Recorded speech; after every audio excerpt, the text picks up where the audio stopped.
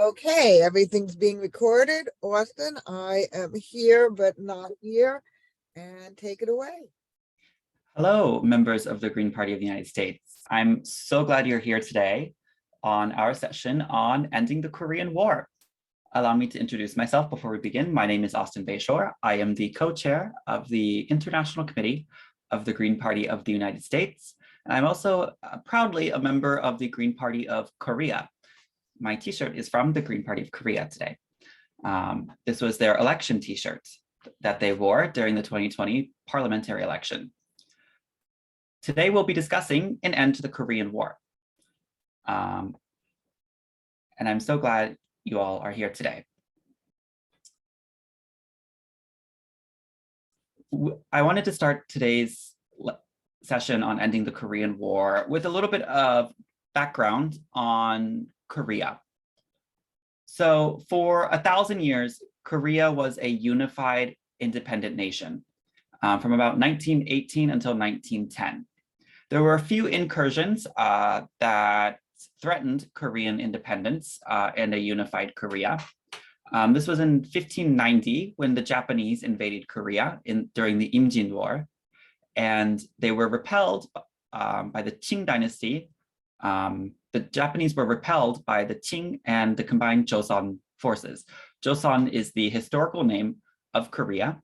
Actually, the name Korea comes from Goryeo, which is the dynasty before Joseon.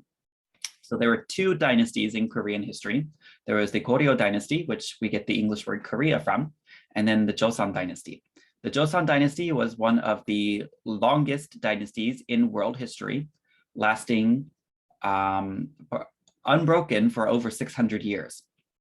In 1895, there was another Japanese invasion of Korea, in which the Joseon dynasty was reestablished as a puppet state of the Japanese Empire. This lasted for a good 15 years until 1910, during the informal Ulsa Treaty, which Koreans call the Treaty of Shame, which brought the Korea into the Japanese Empire. In the bottom right, we can see pictures. This is the Royal Palace of Korea, called Gwangbokgung. And as you can see, the entrance of the Royal Palace of Korea is draped in the flags of the Japanese Empire. During this time, during the Japanese colonization of Korea, there were no human rights given to the Korean people. Koreans were treated as test subjects for Japanese medical experiments, especially during World War II. The Korean language was banned. The Koreans were forced to adopt Japanese names. Over 200,000 Korean women were forced into sexual slavery for the Japanese army during World War II.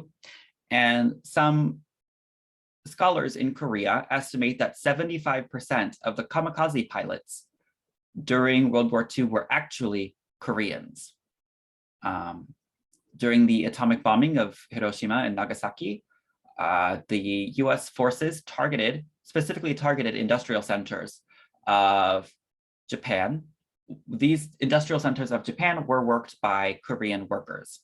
And then even after the atomic bombings of Hiroshima and Nagasaki, the Japanese denied medical treatment for the atomic bombing victims who were of Korean ethnicity. So the Japanese colonization of Korea lasted for 35 years and was a huge trauma onto the Korean people. At the end of World War I, the Korean people submitted a petition to the League of Nations on the plight of Korean independence. President Woodrow Wilson of the United States was made aware of the Japanese crimes in Korea, the banning of the Korean language, the forced adaptation of Japanese names, the destruction of the royal palaces and cultural heritages of the Korean people.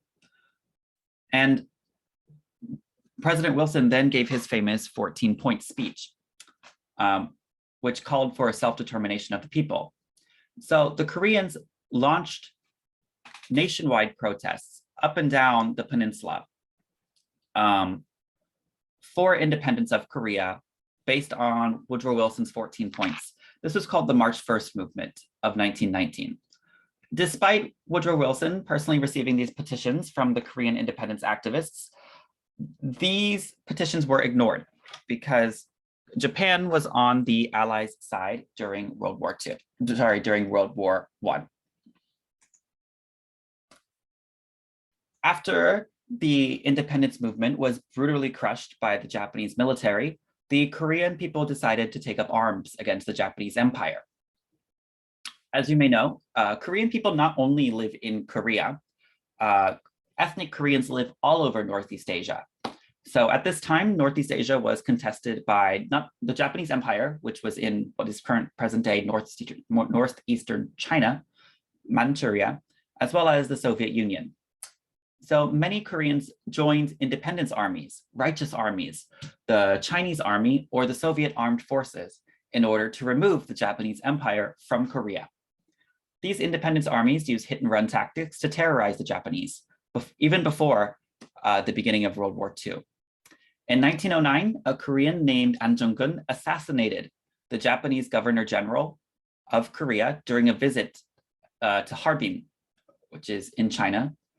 In 1919, massive protests broke out 10 years later, demanding independence from Japan. This resulted in brutal repression and thousands of people being tortured to death all over Korea.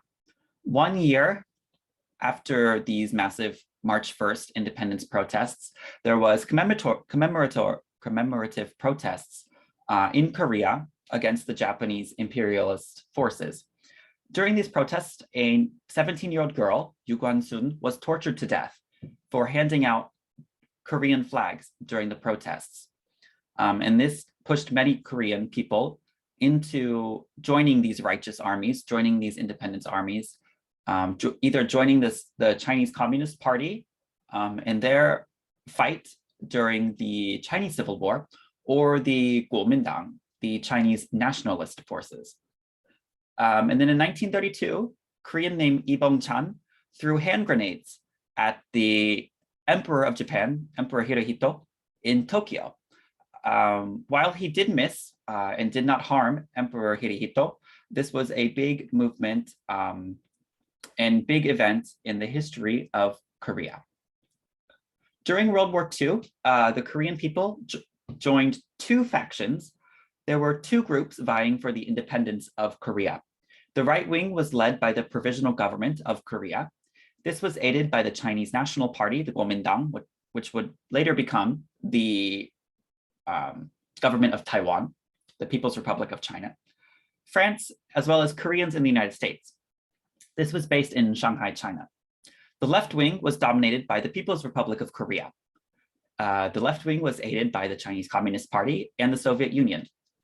The People's Republic of Korea had bases in Manchuria, which is northeastern China, just north of the North Korean border. If I'm going too fast, and if you have a question, please slow me down and ask away. You're more than welcome to just butt in and ask questions. After World War II came to an end, Japan surrendered in 1945 as Soviet troops began to enter the Korean peninsula. Korea was then divided north-south at the 38th parallel. The Soviet Union occupied the north end of the peninsula, and the United States military government occupied southern Korea. There was an agreement between the Soviet Union and the United States to withdraw by 1948. The Soviet Union upheld their end of the deal, withdrawing all Soviet forces by 1948. However, the United States had never left. The left-wing forces in the People's Republic of Korea, one was quickly established. Due to the high amount of communist, socialist, and left-wing activists elected into the People's Congresses, People's Assemblies of the People's Republic of Korea, it was abolished by US military decree in the South. In the North, the People's Committees would be absorbed into the Workers' Party of Korea, which would become the ruling party of North Korea. Kim Il-sung, a guerrilla fighter and member of the Communist Party of the Soviet Union, was elected to lead the new Democratic People's Republic of Korea, which was established in August 1948. In South Korea, when the Japanese military left, when the Japanese colonial military left, they gave a list of good and bad Koreans to the new US military government. So all of the Koreans who were aiding and abetting the Japanese colonizers were given lead roles in the US military government. Meanwhile, in North Korea, this list of good and bad Koreans was a hit list, basically, by the North Korean government. The members of the good and bad list by the Japanese given to what would become the North Korean government, most of them disappeared. Meanwhile, in South Korea and the US military government, these were given high-ranking positions in the Japanese government, in the new Southern Korean government, sorry. The US chose Ri Seung-man to lead the new provisional government of South Korea. Ri was living in Hawaii at the time of the independence movement. He had not been in Korea for over 30 years, and he was garnering support from the American people, Woodrow Wilson, for an independent Korea. Many people in Korea at the time saw the United States military government as a holdover of the Japanese imperial government. Most Korean people at this time did not want to be led by the South Korean government because, again, Ri Seung-man, the US selected military leader of South Korea, was in Hawaii hiding for 30 years, while Kim Il-sung of North Korea was a member of the Independence Army shooting at the Japanese soldiers. And as you can see from the pictures, this is outside the Japanese colonial building in Seoul after the surrender of Japan, where they just replaced the Japanese colonial flag with the flag of the United States. Does anyone know where you can see the Japanese colonial building today? Would we like to take any guesses?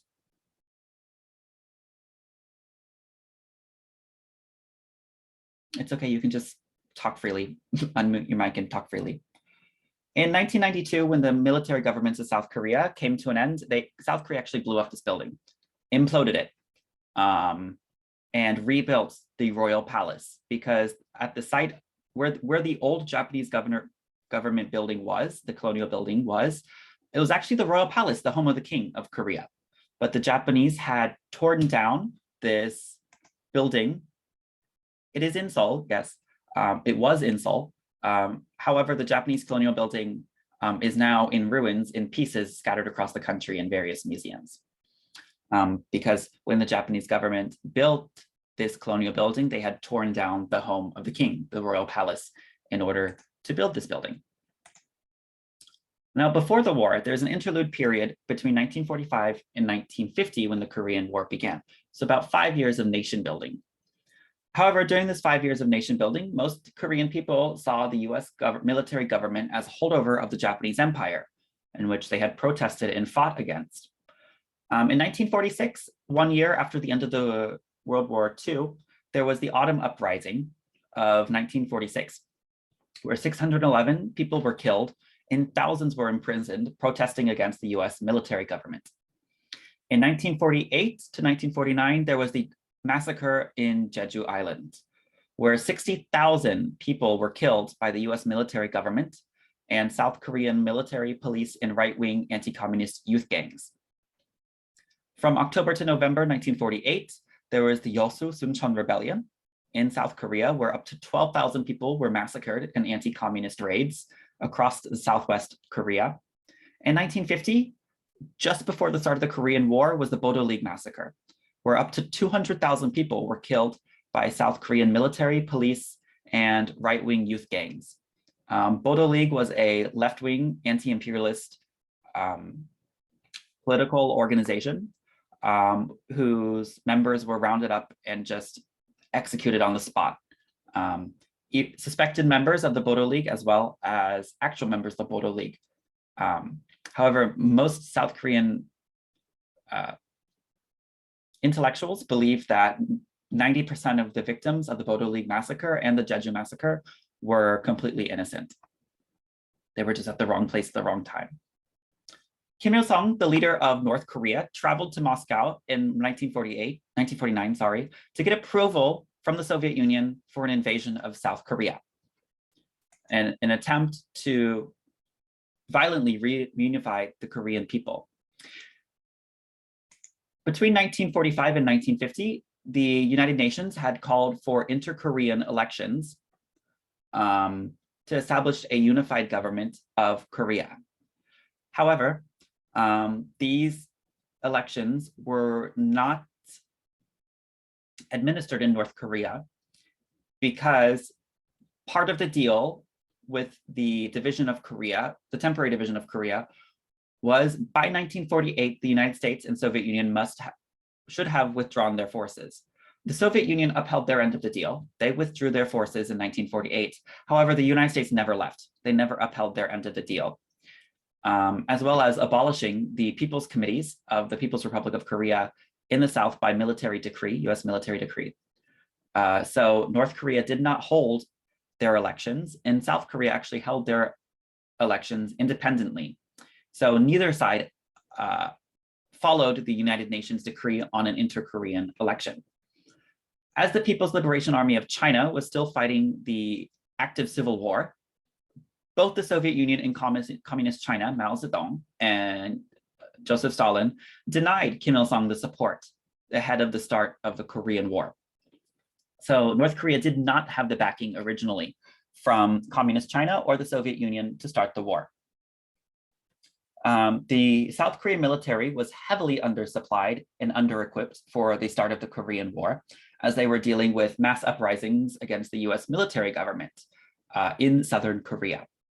However, on June 25th, 1950, the Korean War began. Border skirmishes had happened all between the 5 years. This is a GIF, but I don't think it's going to work.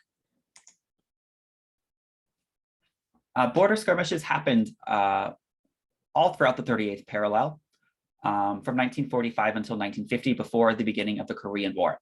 The Korean War was going to happen no matter what. The South Korean government under Ri Seung-man had drawn up plans for an invasion of North Korea. It just so happened that the North Koreans had done it first.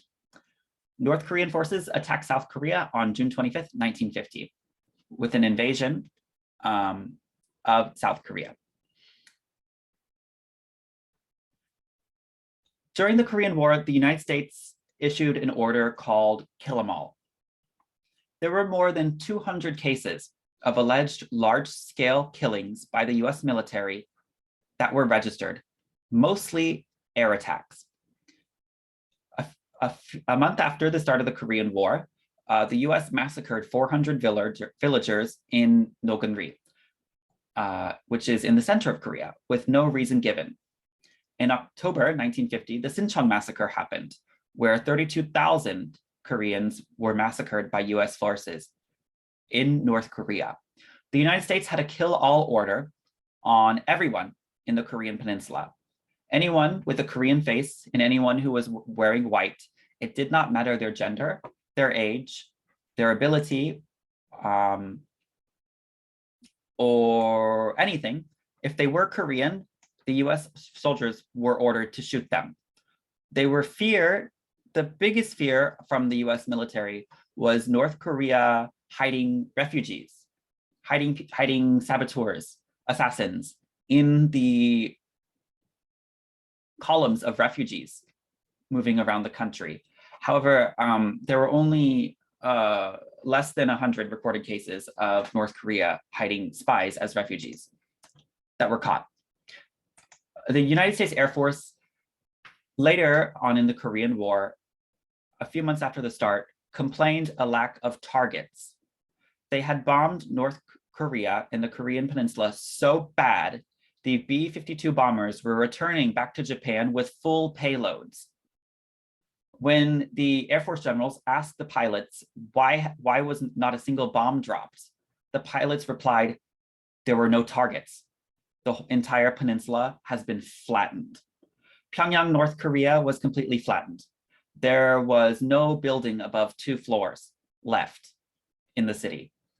General Douglas MacArthur, the savior of the Pacific War in World War II, was fired from his post by President Eisenhower for suggesting nuclear weapons on North Korea and China.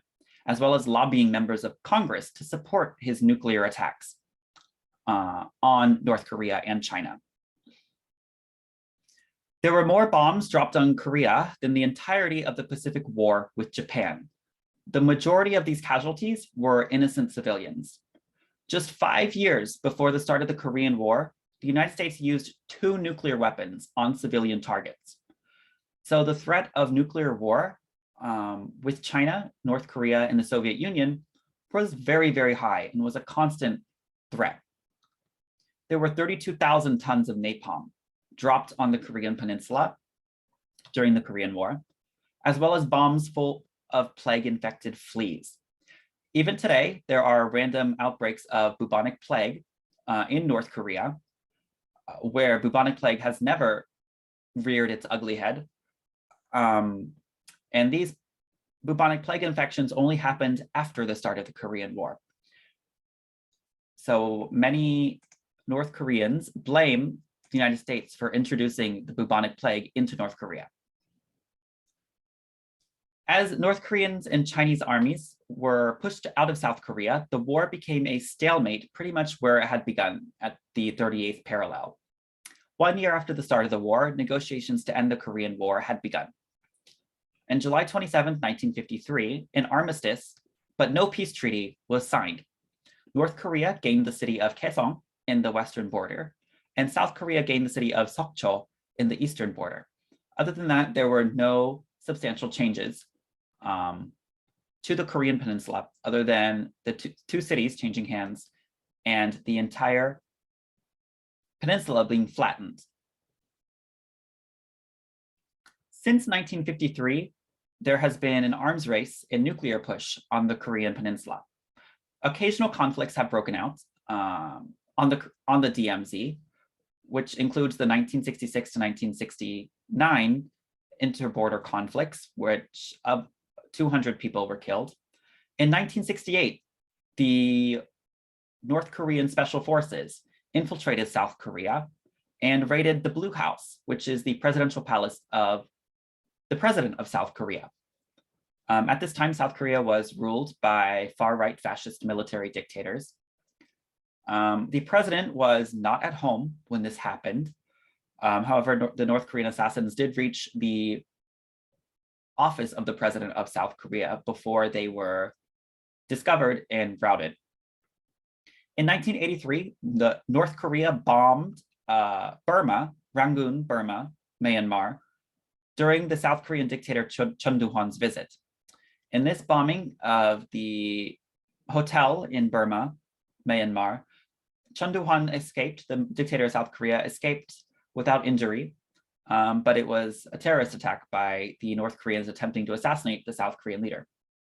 In 1996 and 1998, 2 North Korean submarines had beached in South Korea on reconnaissance missions. They had accidentally got a little too close to the coast. In both cases, in 1996,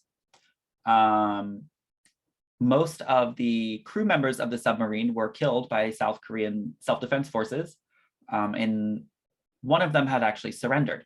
He's still alive and still somewhere in Seoul, giving lectures on North Korea. And then in 1998, most of the crew members of the North Korean sub that beached in the East Coast either committed suicide or were executed by their commanding officer. At the end, the Korean War never ended, and when the peace treaty was signed from 1950 up until 1992, South Korea was ruled by hyper-conservative military dictators. And these military dictators did not really have policy when it came to North Korea. They were too busy working on keeping their own power and developing the South Korean economy.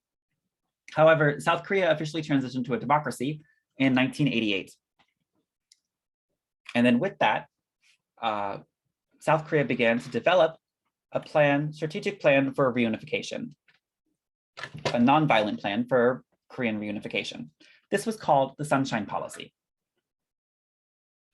The Sunshine Policy was created by President Kim Dae-jung of South Korea.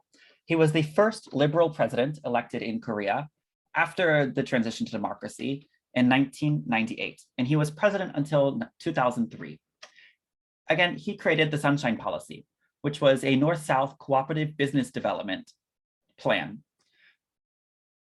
After negotiations with North Korea opened Kumgang Tourist Zone for South Koreans. Kumgang is a mountain in North Korea that is very important to the Korean people. And many of the Korean folk songs and folklore, it mentions the Kumgang Mountain, the Golden River Mountain. And due to the division of the Korean people and the 38th parallel, you cannot travel between North and South Korea. It is actually illegal for South Koreans to travel to North Korea, and it is illegal for North Koreans to travel to South Korea. The instant a North Korean touches South Korean soil, they are immediately declared a South Korean citizen, thus making it illegal for them to return home. As well, another big part of the Sunshine Policy from the 90s and early 2000s was families divided by the Korean War were able to meet again in supervised visits. Pyongyang, North Korea had, even before the division of Korea, had a lot of universities, a lot of industrial centers. So many people went to North Korea to study and to work. And then when the division of the Korean people happened, almost overnight, those people from South Korea who were studying in Northern Korea, couldn't return home to see their families. And it's very important for the Korean people during Thanksgiving, around September, October month. Korean people celebrate what they call Chuseok, which is a form of Thanksgiving where ancestral worship, going to your hometown, going to the village of your ancestors is very important. But many Korean people cannot do that today because of the division of Korea.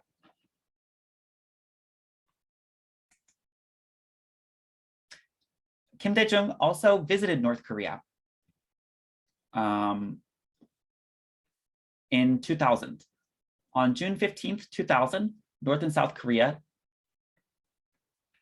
announced their first joint declaration, which was signed by South Korean President Kim Dae-jung and North Korean leader Kim Jong-il.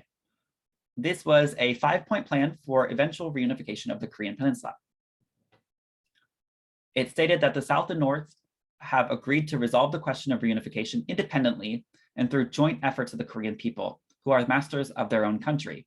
For the achievement of reunification, they have agreed to a common element of South's concept of confederation and North's formulation for a loose federation of the two Koreas. The South and North have agreed promptly to resolve humanitarian issues, such as exchange of separated families and relatives on the occasion of August 15th Liberation Day, Korea's Independence Day, and the question of unserving communists serving in sentences in South Korea. South Korea has a very strong National Security Act, which any mention of politics that is deemed too left-wing, communism, socialism, anarchism, can land you in prison. North and South Korea also agreed to the consulate mutual trust by promoting balanced development of the nation's economy and cooperation through exchanges in civic, cultural, sports, health, environmental, and other fields, and exchanges between North and South Korea. The South and North agreed upon dialogue relevant to the authorities for the implementation of above agreements. So this was the first step. The June 25th North-South Joint Declaration in 2000 was the first step in establishing relationship between North and South Korea. Do we have any questions currently?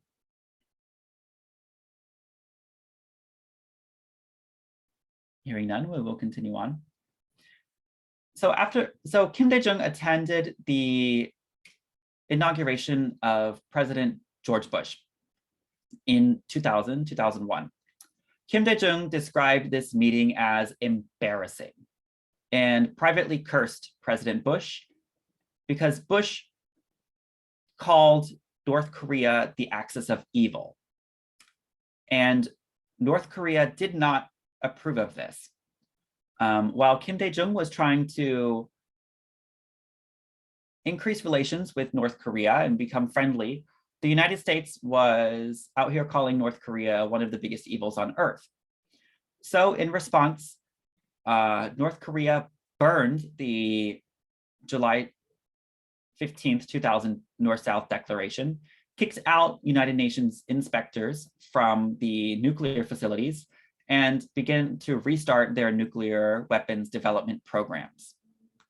The US interference in comments by President Bush prevented any future inter-Korean relations. In 2003, the next South Korean president was elected, named Roh Moo-hyun. Roh Moo-hyun was was Kim Dae-jung's liberal successor, and he continued the Sunshine Policy. Roh maintained humanitarian aid for North Korea in order to prevent famines like that in 1994. He also built the Kaesong Industrial Park, which is in the city of Kaesong, which is a shared city between North and South Korea that North Korea gained after the end of the Korean War. The Kaesong Industrial Park are South Korean-built factories that are worked by North Korean civilians. And then in 2007, Roh traveled to Pyongyang via a car. The previous president of Korea, Kim Dae-jung, traveled by train to North Korea, but Roh Moo-hyun opted rather to travel by car. Now, Korea today. As you may know, the development of North and South Korea are extremely skewed. South Korea is one of the strongest economies in the world, while North Korea is one of the weakest. One of the issues surrounding this vast polarization is the fact that there are international sanctions on North Korea that prevent even the importation of baby formula into the country. You cannot even import machines for cataract surgery, medicines for cataract surgery, eye surgery. You can't import baby formula into North Korea due to the international, mainly US-led sanctions on North Korea. If you are found in violation of the sanctions on North Korea, you are banned from trading in the US dollar. And as we all may know, the US dollar is a currency that currently runs the world. But North and South Korea have always had plans for reunification ever since 1945. North Korea has always proposed the Koryo Federation, or what they call the Democratic Federal Republic of Koryo, Korea. It has been pretty consistent since 1970. It was updated in 1990 and as well in 2010. And it was restated by Kim Jong-un in his 2019 address to the Korean people. It's pretty much similar to what they have in the United Kingdom, where there's the national parliament, Buckingham Palace, and Scotland and England have their own devolved parliaments. Scotland and Wales have their own devolved parliaments. It's a lower stage of federation. So the North explains that their version of unification is based on the principle of one nation, one state, two systems, and two governments. So it takes the Chinese one country, two systems to the next level. With two regional governments in North and South Korea that will separately take care of political, military, and diplomatic rights. But the difference would be that super organization of national unification, which exists uniformly to adjust North-South relations and promote common interests among the nation. South Korea's unification plan changes with every single president. The current president of South Korea is named Yoon Suk-yeol. He has a 3D plan for unification. It's called deterrence, dissuasion, and dialogue. His plan heavily relies on the US ROK alliance, and that cooperation with North Korea only happens when fighting climate change. The current Yoon administration heavily focuses on North Korean human rights, as well as focusing on strengthening liberal democratic order. Yoon Suk-yeol says that there will be no communication with North Korea until there is a complete and total one-sided nuclear deterrence. Until North Korea abandons all of their nuclear capabilities, there will be no engagement with the Yoon administration. Yoon Suk-yeol also calls, he's the first president in Korean history to call North Korea our enemy. Previously in 2019, Liberal President Moon Jae-in was elected, or sorry, in 2017, Liberal President Moon Jae-in was elected, which ended the 10-year cycle of hardline conservative approach to North Korea. After Roh Moo-hyun left in 2007, from 2007 to 2017, there were hardline conservatives, one being Lee Myung-bak. During the tenure of Lee Myung-bak, North Korea actually lashed out against international sanctions and fired artillery on South Korean Yeonpyeong Island, which killed a few civilians, elderly residents of the island.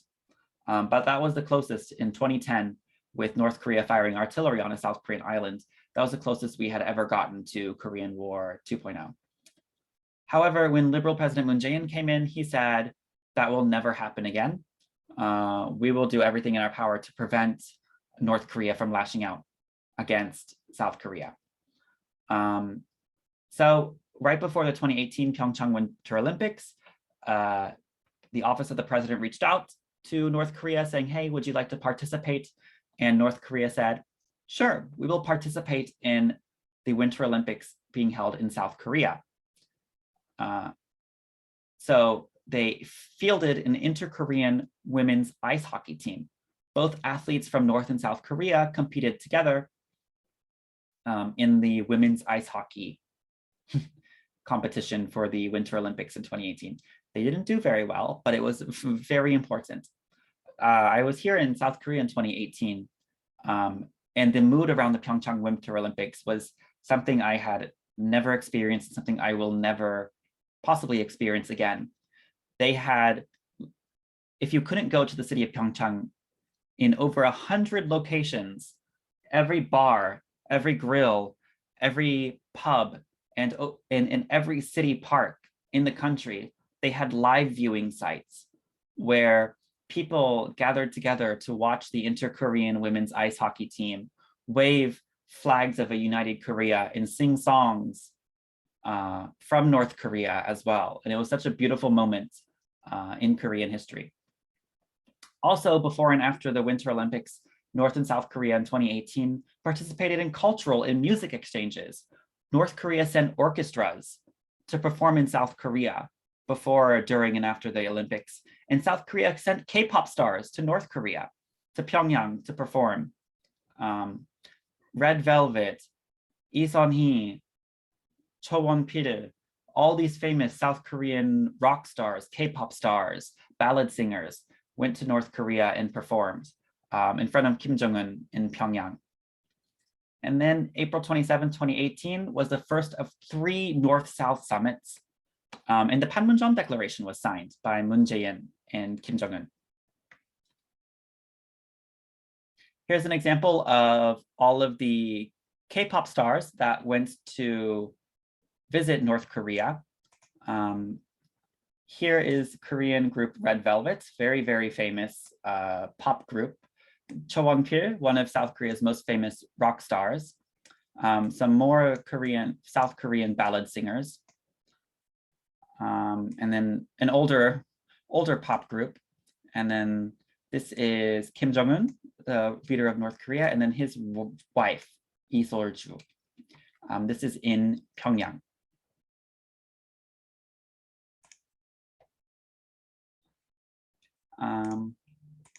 And then here is, in the background, this is Baekdusan Mountain, Mount Baekdu, which is very important to the Korean people in Korean mythology. It is currently shared halfway between North Korea and halfway between China. The border cuts right through the lake in the middle. However, these two people on the left here This is South Korea's foreign minister. And then these are members of the South Korean delegation. He is the Speaker of the National Assembly of South Korea with North Korean leader Kim Jong-un and his wife Ri Sol-ju. And the little hand signal they're giving is called a finger heart, which is very popular for Korean singers. It's like this generation's version of the peace sign. But yeah, they're giving a little finger heart, and which is very popular amongst youths in South Korea.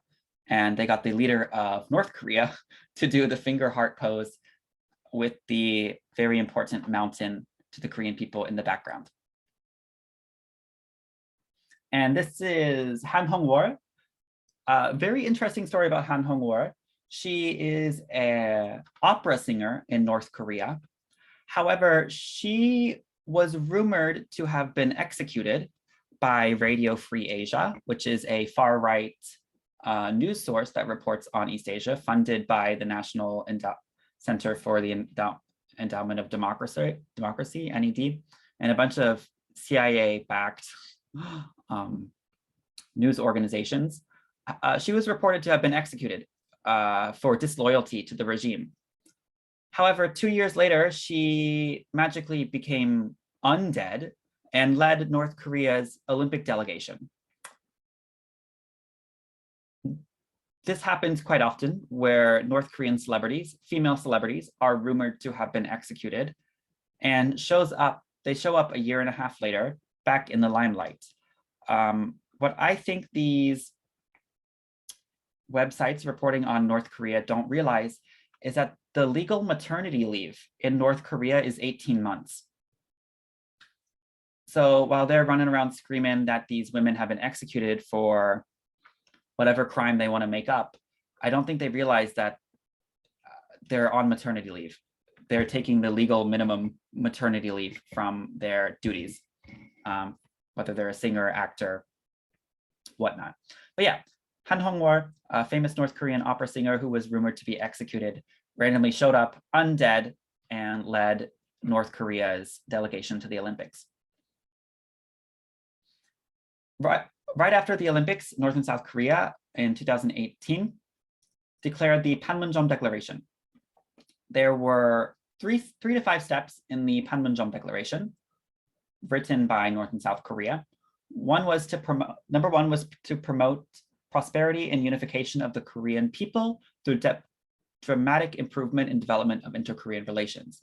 A continuation of high-level working talks for full implementation of this agreement, establishment of a joint liaison office in Kaesong between North and South Korea, which was completed, a multilateral cooperation and exchange, inter-Korean Red Cross talks and reunions of separated families on Independence Day, connecting and modernizing the roads and railways between North and South Korea, because currently there are no roads or railways connecting North and South Korea.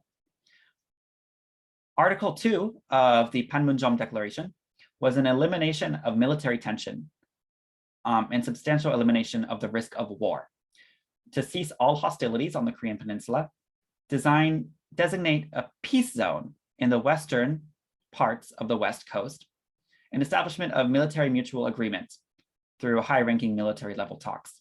These actually did come into fruition. They came to be.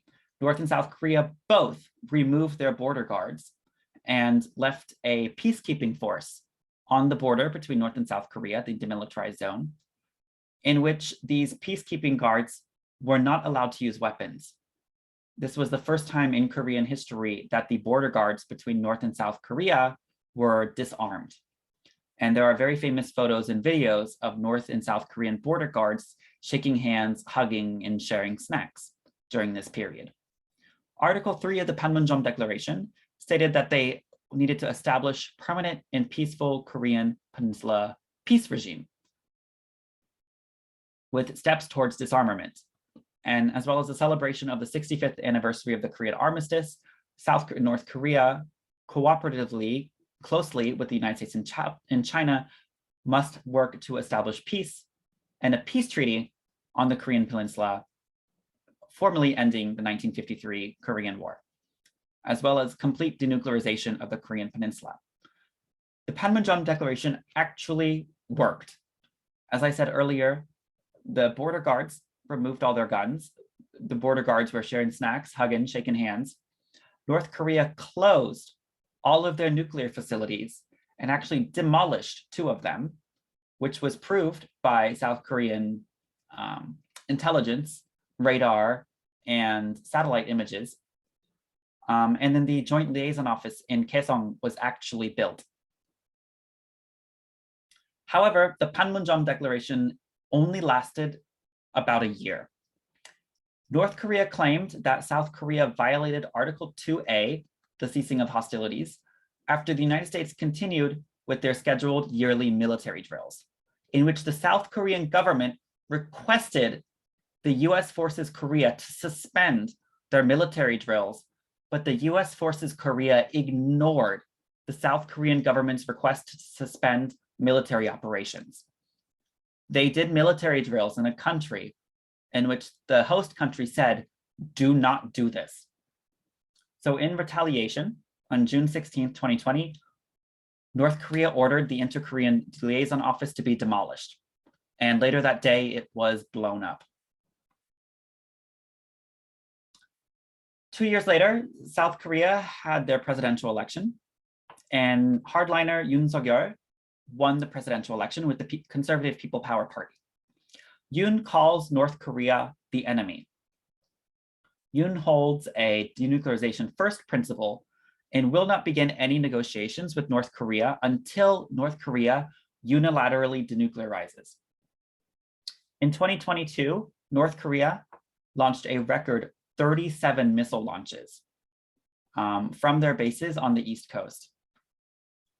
On June 18th, 2023, a US nuclear submarine visited the southeastern port city of Busan for the first time, and President Yoon entered the submarine and was given a tour of this US submarine with nuclear capabilities.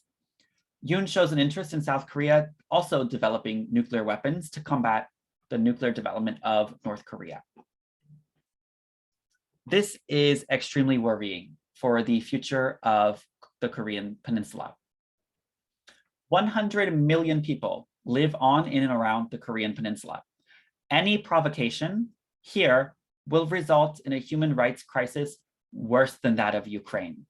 There is nowhere for South Koreans to go. We are on a peninsula. The Korean Peninsula is in a precarious situation, sandwiched between 2 actors that are hell-bent on recreating Cold War 2.0, Russia, China, and the United States. The Korean War is the longest war in US history. 73 years, 1 month, 1 week, and 2 days is long enough. If a Korea is to be unified, we can take trains from Paris, France to Seoul, from Lisbon, Portugal to Seoul, South Korea. A unified, sorry, my cat, give her a second, please.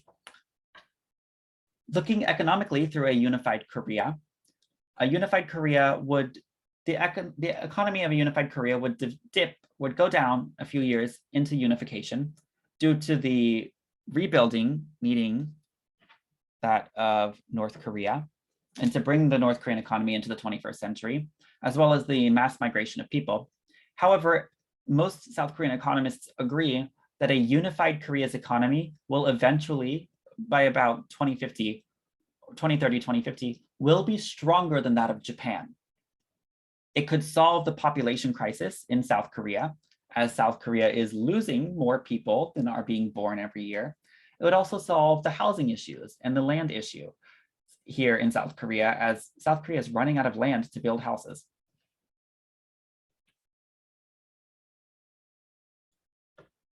What needs to happen, in my personal view?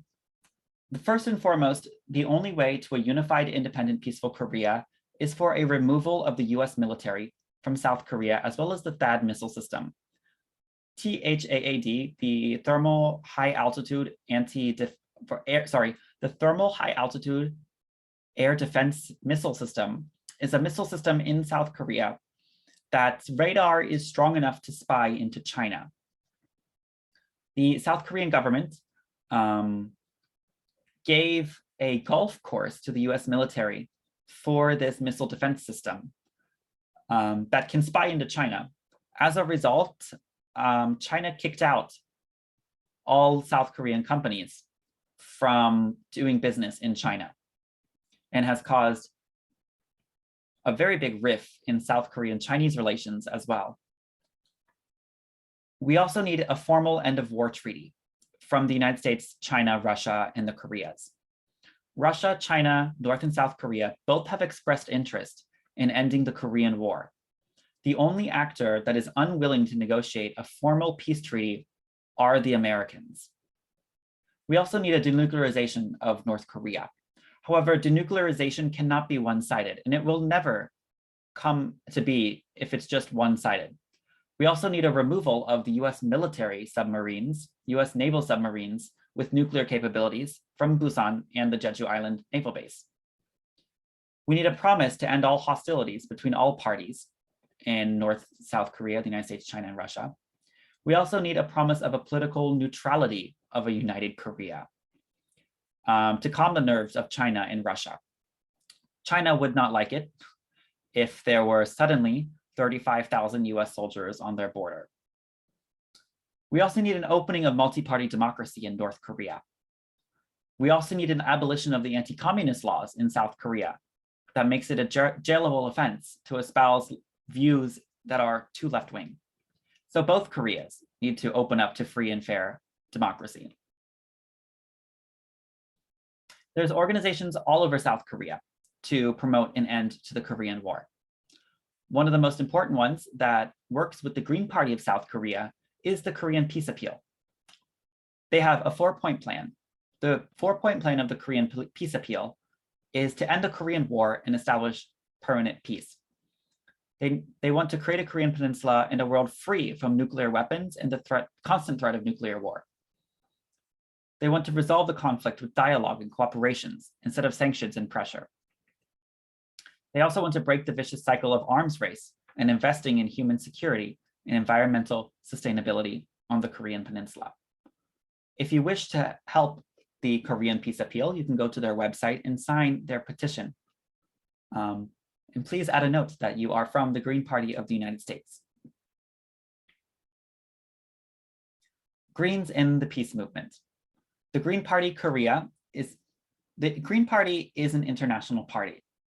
We have a Green Party in South Korea who has taken up the forefront in the peace action movement here in Korea.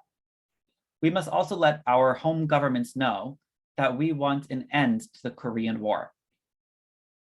There is currently an End the Korean War Act introduced to the United States Congress. However, it does not have enough co-signers to make it into committee. So we need to let our home governments know, we need to let our members of Congress know that the Korean War actually is still going on. Many people don't realize that there was never a peace treaty signed ending the Korean War. There is just a mutual ceasing of hostilities. So we need to let everyone know that the Korean War is still going on and we need a peace treaty. We need a unification of separated families in Korea, as well as a denuclearization and a withdrawal of US forces from South Korea. I want to thank you all for joining in today and chatting. And I want to open up this last about 20 minutes for discussion on ending the Korean War, what we can do locally to help assist peace activists in Korea and around the world to ending the Korean War. Do we have any questions, comments, or concerns?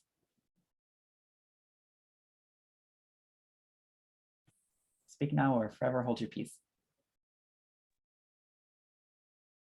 Austin? Yes? I have a question. Nobody Okay. else is asking. I know I have staff here, but I think it's worth discussion on this. How do you foresee the escalating tensions with China as impacting the ability to bring about peace? It has a very big impact on peace in Korea. You know, there are 37,000 US soldiers here in South Korea. And in my opinion, they're only here to create problems with China.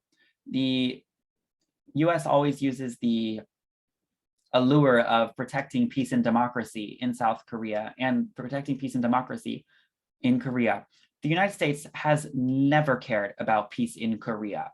They gave guns, ammunition, training to the far-right military dictatorships to go in and massacre pro-democracy protesters in the 80s in the city of Gwangju. The United States did not stop the South Korean president in 2017 from bringing tanks down from the DMZ to stop anti-government protests in South Korea. The United States does not care about peace and democracy in South Korea at all.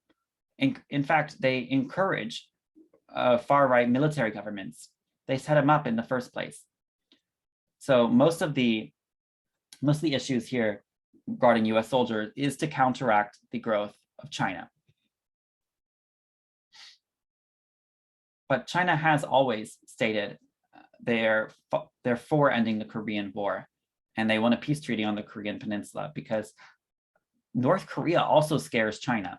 North Korea is alienating their international partners, international allies with their nuclear program.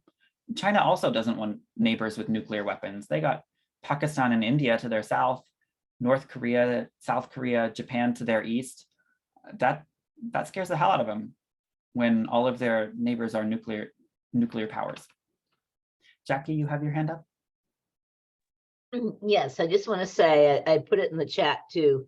There's a film that you can Google called The Ghosts of Jeju, and it is an in-depth thing on Jeju Island. Jeju Island is at the tip of South Korea. It is where the US has decided is the best place for its nuclear war ship base. And because that's where going to China and going to Russia are formed right there. Jeju Island was called the Peace Island.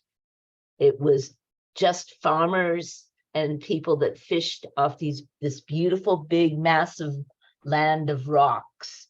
And that's where they did their worshiping. And the US came in and they covered those rocks with concrete. They put up barbed wire and they stopped these people from being able to worship. And these people are still fighting on a daily basis. They come out and they protest, they block the work that's going on because they're also building another thing there now. And then every night they dance and sing. This is the David to the Goliath of the US, and it is all part of what's happening in Korea. And if you watch that film, you will see it was the US that stopped North and South Korea from coming together. But it's a very important thing. So, yes, absolutely. Thank you so much for bringing up the plight of the Jeju people. I didn't think I would have enough time to talk about Jeju Island, but yes, absolutely. Jeju, I've had the amazing opportunity of being able to visit Jeju Island. But these protests against the expansion of the US naval base have been ongoing daily for years now. And it's getting to a point where these protesters are getting too old. A lot of them are leaving us, and they've been fighting this fight against US military expansionism. Their fishing waters that they've had for 500 years now are too toxic because of the US nuclear submarines going in and out of the Jeju Island Naval Base. And the Green Party in Jeju has been amazing in this push for ecology and peace and denuclearization. They do amazing in Jeju. In the 2018 Jeju governor election, they got 5%, which is amazing because the Green Party Korea only formed 10 years ago, 11 years ago. And they're fighting against establishment parties, members of parliament, prime ministers that relocate to Jeju just to run for political office. And then once the election's over and they lose, they move back to Seoul to retake their prime ministership government position. But yeah, thank you so much for bringing up Jeju Island. It's really important. And I hope that we can get US Greens to go visit Jeju Island with their Young Greens and their Green Party there. Noah, you have your hand up? Yeah, I was just thinking through, the question of how do we arrive at peace? And I was just thinking about how, like, let's say ideally everything politically in Korea goes towards peace. This, so North Korea maintains what you've characterized as a consistent stance. Let's say in South Korea, the Greens sweep, electorally, they get a green president, just saying. Even in that case, it seems like the two, what was brought up earlier, like you have these two larger powers of China and the United States, where the United States is particularly aggressive. And I guess you said earlier, like that the position of North Korea, they were talking about kind of the two, North Korea and South Korea, like being federated, but having distinct foreign policies. Yes, and I was trying to see how and I maybe I misunderstood that, but I wanted to just kind of dig into that a little bit, because it seems to me like that might lead, like that kind of thing doesn't resolve this issue of the their polarized alignments with these two larger powers. You know what I mean? Like, I think the United States is still going to be very vested in South Korea and would be very active in trying to tear apart whatever federation is formed there. And in fact, we could go on about how they would probably overthrow a green president in South Korea, but yeah, absolutely. They would still have their 60,000 soldiers in Japan, their military bases in Japan. They'd still be right there. So they could if they wanted to. But luckily we have the peace activists, unification activists in Korea are also very, very involved with the peace activists in Japan as well. They're very connected. Japanese peace activists today are in Korea protesting for a unified Korea, protesting against the Fukushima Daiichi nuclear waste dumping into the Pacific Ocean. So yeah, they're very much involved. But sorry, could you repeat your question? Oh yeah, I was just trying to figure. So I guess my question was the proposed solution, and I'm not sure I understood it right, from North Korea, is that they have the federated system, but that they still have distinct foreign policies. And I just wanted to kind of know how that would work. In light of the fact that their foreign policies right now, they're not completely aligned with these larger powers, but they do tend to be polarized by those larger forces. Oh yeah, North Korea's current unification plan basically has kind of like those devolved powers between North and South Korea with an inter-Korean parliament. However, their goal is eventual complete reunification of Korea. So while they might have for 5 years have independent foreign policy, their goal is to merge them all together slowly and efficiently. In regards to the economic situation, yes, most young Koreans, South Koreans these days do not want unification.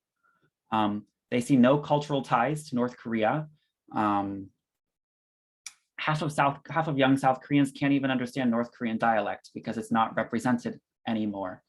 Most of the people who could understand North Korean dialect are too old to be on TV or passing away. They don't know their grandparents who are originally from North Korea. And North Koreans aren't represented in South Korean media unless they're being paraded around as a defector.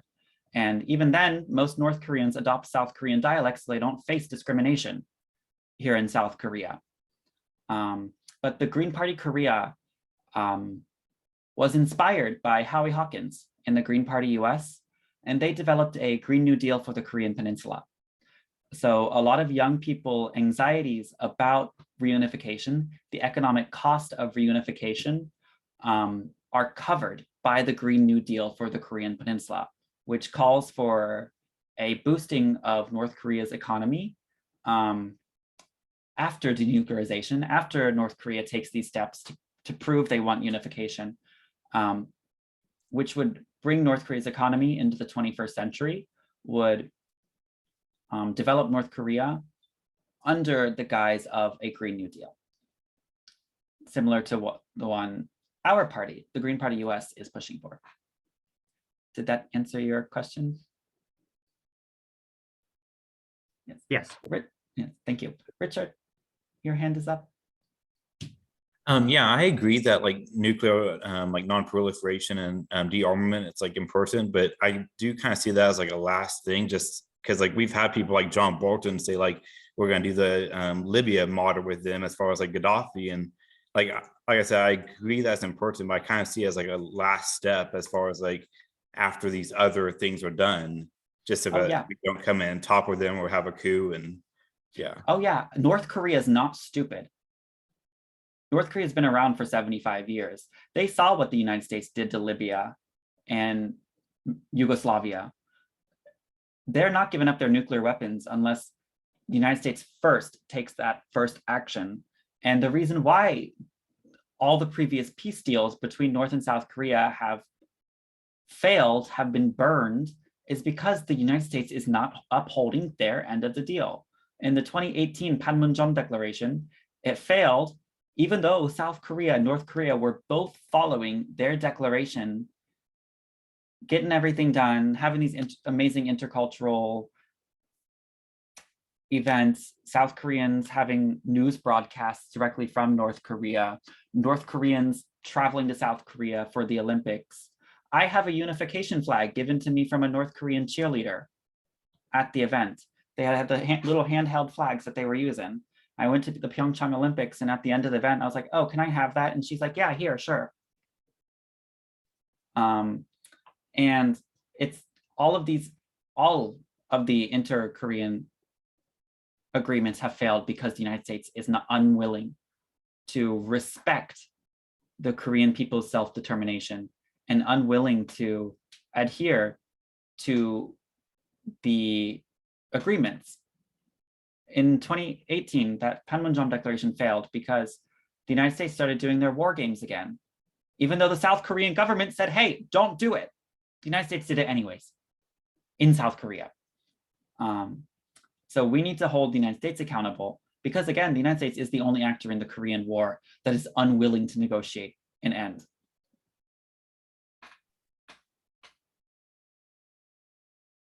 The next person who has their hand up, Haryaksha, is that your name? Haryaksha here. Thank you for this presentation, Austin. I've missed some of it, but I do want to go back and watch it in its entirety. I'm on a tiny screen, so it's hard to read a lot of the screen share. But are you not risking, this is the question, are you not risking imprisonment or any kind of trouble for making this presentation or for being a member of the Green Party? Over. I still have US citizenship, so I'm safe.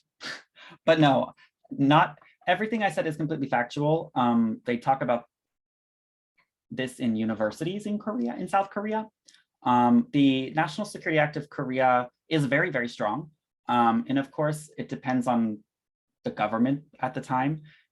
Last government was a liberal government, so there was only like 1 or 2 people picked up for violations of the national security law because they were literally sending USBs of South Korea's fighter jets to North Korea.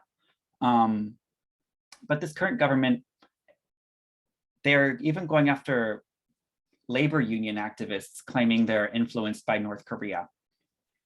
So yeah, this government in South Korea is kind of crazy. But no, I'm okay, I'm fine. I'm not legally a member of the Green Party of Korea because I'm not a citizen of South Korea. However, they do treat me as an equal and they allow me to participate and vote. I've been doing this for 5 years in Korea now, so I know the line of what I can do and what I can't do as a I go to their events and their protests, but I don't shout anything. I don't hold any sign. I do hold signs if it says stuff like women's equality or let's make a same-sex marriage law. But if anything says like down with the president, burn the blue house, I'm like, okay, I'm not going to touch that. But thank you for the offer. But I get invited to all of these events that I go to and that you see me at, I get invited to them. So that kind of gives a little legal protection to myself if they're inviting me to them in the first place. And just 2 weekends ago, I was invited to the Korea Peace Action, held a rally right outside the Royal Palace of Korea, where they held a bunch of signs with the peace organizations from Japan calling for an end to the Korean War. Alfred? Yes, could you talk more about the, that there was a deal that was going to denuclearize North Korea, but for some reason that was scuttled? Yes. Are you able to talk more about that? Yeah, there were many nuclear deals between North and South Korea, where North Korea actually did take steps to denuclearize. The most latest one was the 2018 Panmunjom Declaration, which came about because of the Olympics in South Korea. Sorry, my cat would like to say hi. Everyone say hello, Clementine. Hello, Clementine. Yes, this deal came about out of North Korea's participation in the Winter Olympics. And then due to this participation in the Winter Olympics, North and South Korea started sending art, culture, music festivals. My city even had a North Korean art exhibit where North Korean painters came down, which is really surprising for, I don't live in a big city. So I was like, wow, okay. Where North Korean painters came down and showed their paintings of landscapes and birds, migratory birds in North Korea. So it was very, very interesting. There were 3 meetings between then President Moon Jae-in and Kim Jong-un of North Korea. And then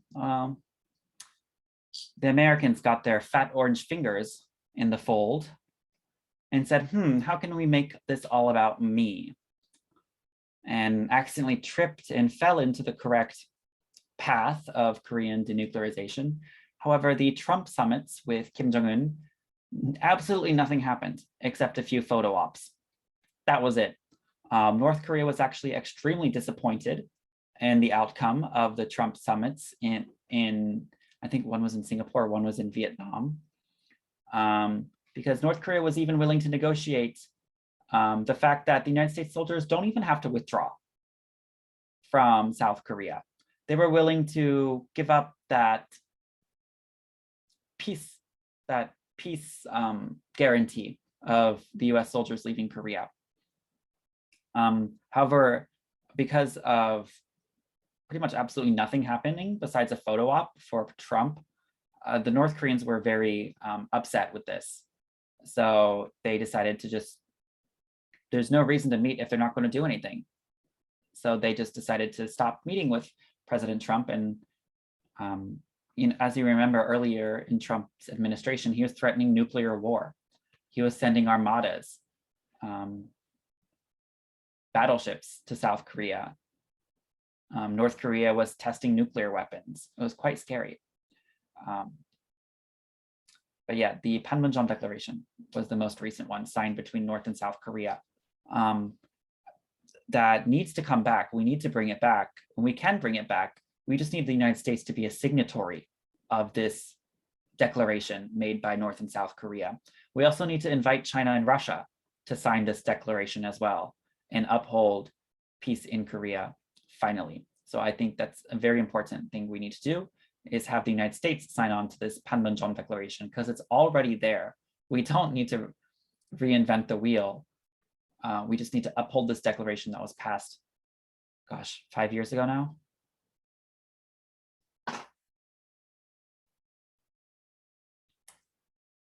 Any other further questions, comments, concerns about ending the Korean War?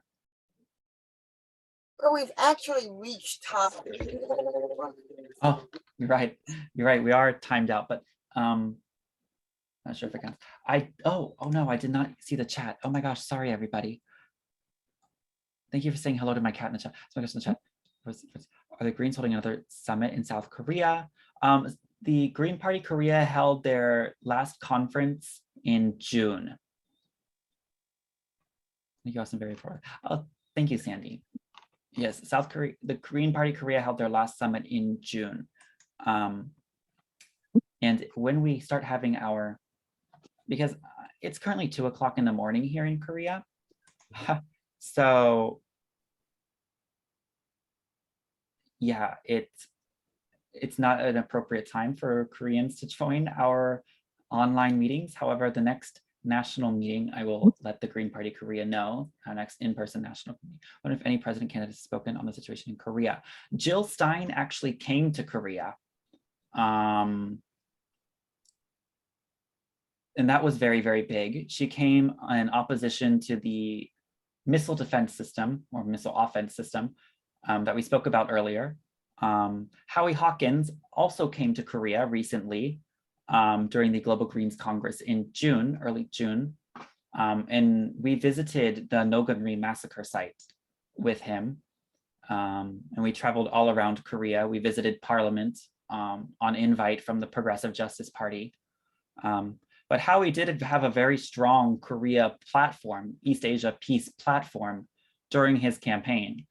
And I was very proud of him listening to the International Committee on that and adopting a peace plan for Korea. However, Cornel West currently and other Green Party candidates for 2024 do not have a peace plan in Korea, which we desperately need. 1 to 2 a.m. listening to Mastodon. Longer on Twitter. Yes, thank you. Thank you so much. Unfortunately, I'm not on Mastodon or Blue Sky. Blue Sky? Sky Blue? I don't know what it's called. Not really popular here. But yes, any further questions, comments, concerns about ending the Korean War? Our biggest takeaway, let people know the Korean War is still happening. And just spread the word. The only actor in the Korean War unwilling to negotiate a peace treaty are the Americans. Please uphold the Panmunjom Declaration. Richard? Yeah, I have one quick question, and it's about BRICS. I know that like North Korea isn't part of BRICS, but like how will that affect the relation between like the agreement? Will that further potential for a peace treaty or agreement? Are you talking about what is BRICS? The Brazil. Oh, Brazil, Russia, India, China, South Africa, right? Yeah. I don't see it affecting North and South Korea because South Korea has shown an interest in BRICS before, and North Korea already 90% of their imports and exports go to and from China. So I don't really see that playing a big factor other than being another attack piece for the United States empire and its little puppet states. Mm-hmm. You don't think that there would be like more international solidarity with them, like to be able to get to a treaty or to be able to have more leverage to get to an agreement? I think it could help, yes. However, due to the severe sanctions on North Korea, again, as we said earlier, you can't even import baby formula into the country.